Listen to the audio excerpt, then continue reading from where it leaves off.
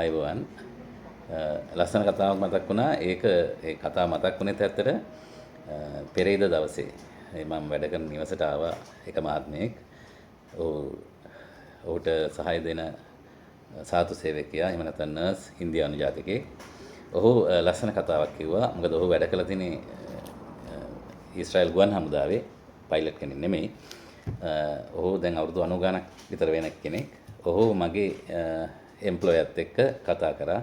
මගේ එම්ප්ලොයර් හමුදාවේ වැඩ කරලා තියෙන ඒ කාලේදී 67 යුද්ධෙදිත් හමුදාවේ වැඩ කරලා තියෙනවා. මේ එතකොට එයා ඒ පාසල් සමය කියන්නේ හමුදාවේ අර අනිවාර්ය සේවා කාලය කරන කාලේ. ඉතින් කොහොම හරි මේ අරයා ගුවන් හමුදාවේ වැඩ කරලා තියෙන ටෙක්නීෂියන් කෙනෙක්. එයා ලස්සන කතා ටිකක් කිව්වා. මම එතෙන්දී මාතෘකාවක් වුණා හිටපු ගුවන් හමුදාපති කෙනෙක් තමයි කවුද? මෝටි හොඩ් ගැන කතා වුණා. මෝටි හොඩ් ගැන කතා කරද්දී එයා 2003 තමයි මිය ගිහිල්ලා තියෙන්නේ. ඒතර අපි මගේ එම්ප්ලොයි දැනගෙන ඉඳලා නැහැ එයා මිය ගියා කියලා. 2003 තමයි එයා මිය ගිහිල්ලා තියෙන්නේ. එයා ගැන විස්තර කතා කරා. මෝටි හොඩ් කියන්නේ ඒ 1967 6 day war එකේ මෙහෙම කීපයක් කරා. ඒකේ පළවෙනිම මෙහෙම තමයි ඔපරේෂන් ෆෝකස් කියන එක. ඔපරේෂන් ෆෝකස් කියන එකේ හිටපු ඒ කියන්නේ ඔපරේෂන් ෆෝකස් කියන්නේ ඊශ්‍රායල් ගුවන් හමුදාව විසින් සියලුම අරාබි රටවල් වල ගුවන් බලය අඩපණ කරන්න කරපු පළවෙනි මෙහෙයුම. ඒක ඉතාම රහසිගතව කරපු මෙහෙයුමක්. හරි ලස්සන කතාවක්. ඒකෙදි මේ ඒක දීර්ඝ ඒ කියන්නේ චිත්‍රපටි පාවක නිෂ්පාදනය වෙලා දෙනව සම්බන්ධව මම සරලව කියන්න සිද්ධිය ගැන. දැන් මේකෙදි මේක සංසන්දනය කරනවා නම් ලෝකයේ අනිත් රටවල් එක්ක කරපු යුද්ධත් එක්ක සංසන්දනය කිරීමේදී මෙහෙම කරන්න කියන්න පුළුවන්. ලෝකෙ තිබිච්ච ප්‍රබලම ගුවන් ප්‍රහාරය විදිහට සලකන්නේ. ලෝකෙ තිබිච්ච ප්‍රබලම ගුවන් ප්‍රහාර කීපයක් තියෙනවා. රටකින් රටකට එරෙහිව එල්ල කරපු සහ රටවල් ගණනාවකින් තව රටකට එරෙහිව එල්ල කරපු පළවෙනි ප්‍රබලම ගුවන් ප්‍රහාරය විදිහට සලකන්නේ ඔපරේෂන්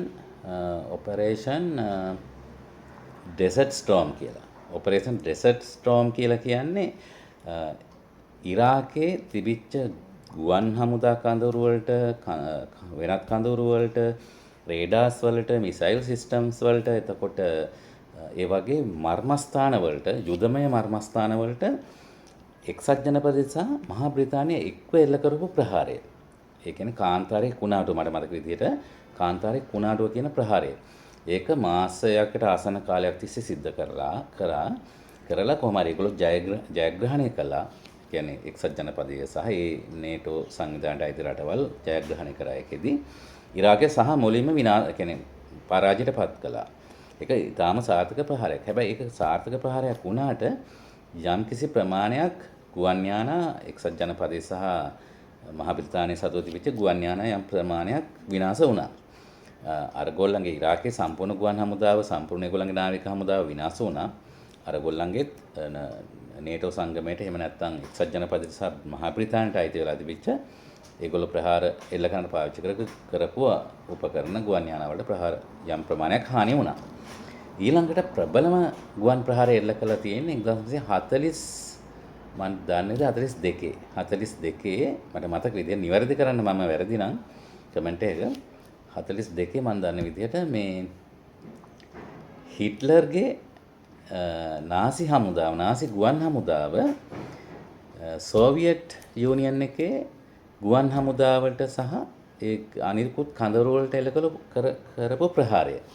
මේ ප්‍රහාරයෙන් සෝවියට් සංගමයට අයිති ගුවන් යානා 4000ක් විනාශ කරා කියලා කියනවා සඳහන් වෙනවා වාර්තාවල.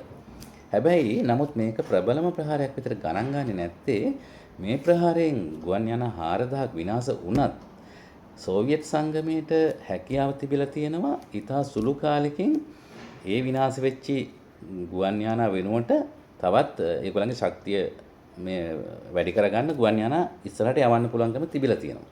ඉතින් ඒ කොහොම වුණත් ඒක ඔකට කියනවා ඔපරේෂන් බාබරෝසා කියලා. ඔපරේෂන් බාබරෝසා කියලා තමයි මෙහෙමද කියන්නේ. ඒ මෙහෙමෙන් අර ගුවන් යානා 4000ක් විනාශ කළත් නාසි ජර්මනියට අයිති වුණේ පරාජය. මොකද අවුරුදු 4කට පස්සේ ආපහු ඒක අනිත් පැත්තට හැරුණා. අවුරුදු 3කට විතර පස්සේ ආපහු අනිත් පැත්තට හැරුණා රැල්ල.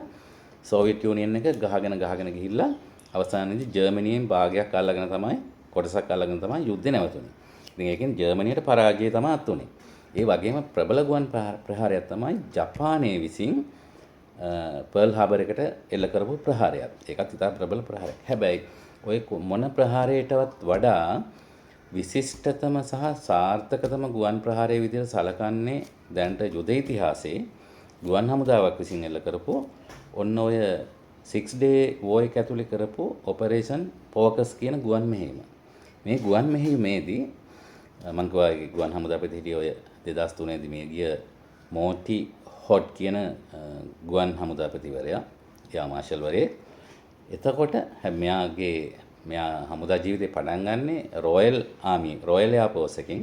රොයල් එයාර්ෆෝස් එකේ හිටපු පයිලට් කෙනෙක්. ඊට පස්සේ ඊශ්‍රායල් එයාර්ෆෝස් එක ස්ටැබ්ලිෂ් කරාට පස්සේ යා මෙහි ඇවිල්ලා ඊශ්‍රායලකට ඇවිල්ලා පළවෙනි කමඩාන් වෙලා ෆ්ලයින් ස්කූල් එකේ එහෙම තමයි යන්නේ ගමන යන්නේ. කොහොම හරි යා 1967 යුද්ධෙන් පස්සේ 1970 ගණන් වලදී මොකක්ද ඒ යුද්ධෙට කියනවා යොම් කිපුර් වෝ එකේ යුද්ධ කළා තියෙනවා. ඒක වෙනම කතාවක්. ඒක වෙනම කියන්නම්. කොහොම හරි මේ 6 day war එක ඇතුලේ පටන් ගත්ත ඔපරේෂන් ෆෝකස් කියන එකේ ඒගොල්ලෝ බොහොම හොඳට ස්ටඩි කරා. ඒ පළවෙනියෙන්ම ඇටැක් එක තිබුණේ ඊජිප්තුවෙන්, සිරියාවෙන් සහ ජෝර්දානෙන් තමයි ජූනි මාසේ 67 ජූනි මාසේ 5 වෙනිදා හවස ඒගොල්ලෝ ඇටැක් එක කරන්න සූදානම් වෙලා තියෙන හවස් වර්ගේ. එතකොට ඊශ්‍රායල් එයාර්ෆෝස් එකේ ඒ වෙනකොට එයාක්‍රාෆ්ට් 200 ගාණක් තිබිලා තියෙනවා. ෆයිටර් ජෙට්ස් 200 ගාණක් ඒ කාලේ තිබිලා තියෙනවා. මේගොල්ලෝ මේ ෆයිටර් ජෙට්ස් 200 ගාණ වල රෙඩි කරලා පළවෙනි ඇටැක් එක මේගොල්ලෝ ප්ලෑන් කරලා තියෙන්නේ ඊජිප්තුව ඇතුලේ තිබිච්ච සියලුම යා ස්ට්‍රිප් සියලුම රන්වේස් ටික ලොකේට් කරගෙන ටීම් හදලා මේගොල්ලන්ගේ එයාක්‍රාෆ්ට්ස් 20ට ටීම්ස් හදලා ඒ එක ටීම් එකකට එක රන්වේ එකක් බාර දීලා එතකොට ඒ ටීම් එකෙන් ඒ රන්වේ එකේ ඒ එක ටීම් එකකට ෆ්ලයිට්ස් 3ක් 4ක් ඇතුළත් වෙනවා නම් ඒගොල්ලෝ එක ටීම් එක එක ෆ්ලයිට් එකක ටාගට් එක එක ජෙට් එකක ටාගට් එක වෙලා තිබුණේ මුලින්ම රන්වේ එක බ්ලාස්ට් කරන එක. ගුවන් යානාවලටවත්, ෆුවල් ඩම්ප් වලටවත්, ඇමෝ ඩම්ප්ස් වලටවත් නෙමෙයි. පළවෙනි ටාගට් එක ඒගොල්ලන්ට දීලා තිබුණේ කෙලින්ම ගියා පළවෙනි ඇටැක් එක කරන්නේ රන්වේස් වලට. නැත්නම් එයාර් ස්ට්‍රිප් වලට. හැබැයි මේගොල්ලෝ ෆ්ලයි කරේත් කොහොමද? ඒ කාලේ රේඩාර්ස් තිබිලා තියෙනවා. මොකද රෂියන් රේඩාර්ස් එහෙම ඊජිප්තුවට, සිරියාවට තිබිලා තියෙනවා. නමුත් මේගොල්ලෝ පළවෙනියෙන්ම ෆ්ලයි කළේ ඊජිප්තුව පැත්තට ෆ්ලයි කරලා තියෙන්නේ ලෝ ෆ්ලයින් ගිහිලා තියෙන්නේ. ඒ ලෝ ෆ්ලයින් යන එක ලංකාවෙත් අපි පයිලට්ලා කළා. ජෙට් පයිලට්ලා වගේම හෙලිකොප්ටර් පයිලට්ස්ලාත් ඕක කරා. ඒක සාර්ථක ක්‍රමයක්. මිසයිල්ස් වලින් වගේ බේරෙන්න. ඉතින් කොහොම හරි මේගොල්ලෝ ලෝ ෆ්ලයින් ගිහිලා තියෙන්නේ ලෑන්ඩ් එක හරහා නෙමෙයි. ඒ කියන්නේ සිනයි පෙනින්සුලා එක හරහා නෙමෙයි ගිහිලා තියෙන්නේ. රේඩාර් ඩිටෙක්ෂන් එක වැඩි එහෙම ගියොත් ඒගොල්ලෝ මෙඩිටරේනියන් සී එකට දාලා සී එකෙන් ගිහිලා තමයි රට ඇතුළට ඇවිල්ලා තියෙන්නේ. ඇවිල්ලා ඒ තෝරගත්ත එයාර් ස්ට්‍රිප් 18ක් කියලා තමයි මට මතක විදිහට. ඒ එයාර් ස්ට්‍රිප් 18ටම එකම පාර එක සිමල්ටේනියස් ඇටැක් එකක් කියලා කියන්නේ. උදේ මේගොල්ලෝ බ්‍රෙක්ෆාස්ට් එක ගන්නකොට දැන් පයිලට්ලා හවස තියෙන මිෂන් එකට යන්න ඊජිප්තුවේ පයිලට්ලා හවස මිෂන් එකට යන්න උදේ දැන් කෑම අර ඕරල් එකේම ගහගෙන කෑම කන්න ගිහිලා මෙස් වලට ගිහිලා කෑම කනවා. කෑම කනකොට තමයි ඒ වෙලාවේ තමයි හරියටම රන්වේස් වලට හැම තැනම, ඒ කියන්නේ ඊජිප්තුවේ තිබිච්ච හැම එයාර් ස්ට්‍රිප් එකකටම එකම වෙලාවට බෝම්බ වැටෙනවා. ඒ බෝම්බ වැටෙන්නේ ලේසියෙන් නෙමෙයි එන්ඩ් එකට. දැන් ඔගේ තියෙනවනේ රන්වේ එක තියෙනවා නග්ගන, ඒ කියන්නේ කෙලවරවල් දෙකක් තියෙනවා, එන්ඩ්ස් දෙකක් තියෙනවා. 05N කියලා තියෙනවා අපේ ලංකාවේ සඳහන් 05N කියනවා, 02N වගේ එහෙම තියෙනවනේ. ඒ එන්ඩ්ස් දෙකට පළවෙනිම බෝම්බේ දාන්නේ මැදට, දෙවෙනි බෝම්බේ දානවා එන්ඩ්ස් දෙකට, දෙවෙනි බෝම්බ 2 සහ 3 දානවා එන්ඩ්ස් දෙකට.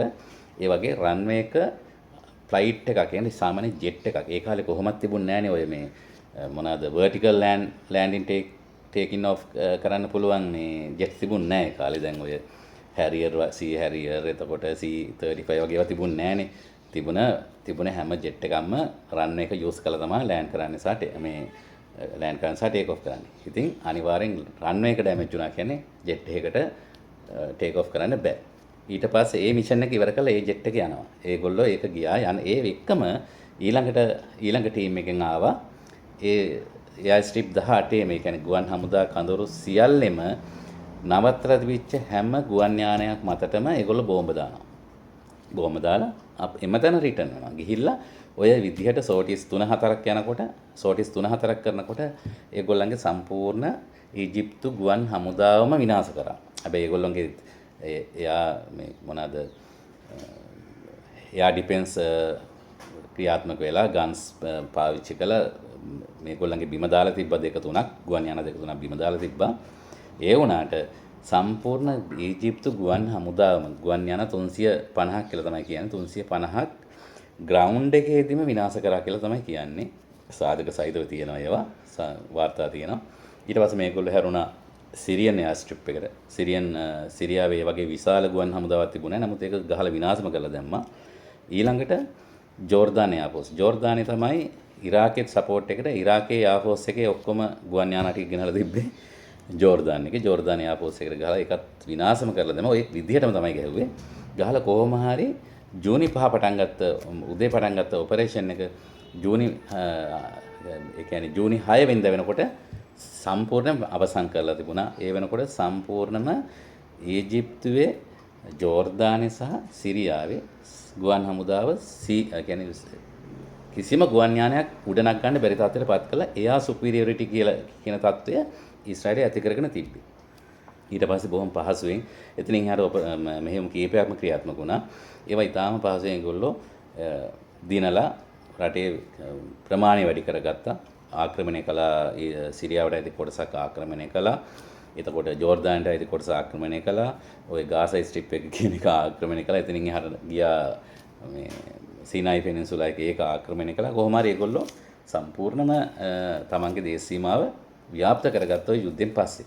ඉතින් ඔය ඇතුලේ තව ක්‍රියාත්මක වුණා මෙහි යුද මෙහෙයුම් 4ක් විතර. ඒ සම්බන්ධව වෙන වෙනම මම විස්තරයක් කියන්නම්. ඉතින් ඕක හරි රසවත් කතාවක්. චිත්‍රපටි තියෙන ඔය සම්බන්ධව අරගෙන බලන්න. ස්තුතියි.